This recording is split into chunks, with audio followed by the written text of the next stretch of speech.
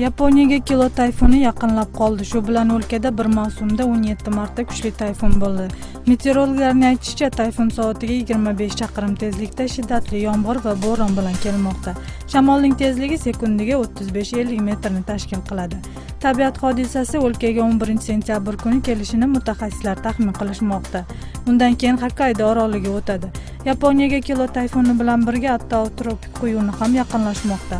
Mutaxassislar quyun bilan yoqqan yomg'irdan keyin bir qancha ko'chkilar va suv toshqinlari bo'lishini aytishmoqda. Favqulodda holatlar ministrligi mahalliy yashovchilarni xavfsizlikni saqlab, tabiat hodisasiga tayyor turishga chaqirdi. Chegarachi shifokorlarning xalqaro uyushmasi dunyoda ilon zahridan vafot etganlarning soni o'sishi mumkin ekanligini aytdi. Ular zaharga qarshi vaksinalar tugab borayotganini bildirishgan.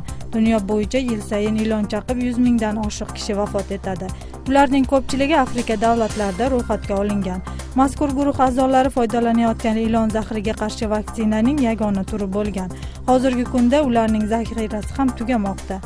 Oxirgi dori-darmonlar kelasi yili butunlay yo'q bo'ladi deb qo'shimchalashdi. Ilon zahriga qarshi vaksinalar Fransiyada ishlab chiqiladi. O'tgan yili dori ishlab chiqaruvchi laboratoriya yopilib, preparat chiqishi to'xtagan. AQSh hukumati vakillari Yaqin Sharqdan kelgan qochoqlarga yordam ko'rsatishni rejalashtirishmoqda. Ular qurolli to'qnashuvlar bo'layotgan o'lkalardan chiqqan migrantlarga turar joy berish uchun Yevropa davlatlari bilan so'zlashuvlar olib borishmoqda. Bu vaqtgacha AQSh hukumati Suriyadan chiqqan 2000 ga yaqin qochoqlarni qabul qilishga tayyor ekanliklarini bildirishgan. Eslatib o'tsak, yil boshidan beri Yevropaga 300 mingdan oshiq migrantlar qochoq maqomini so'rab kelishgan.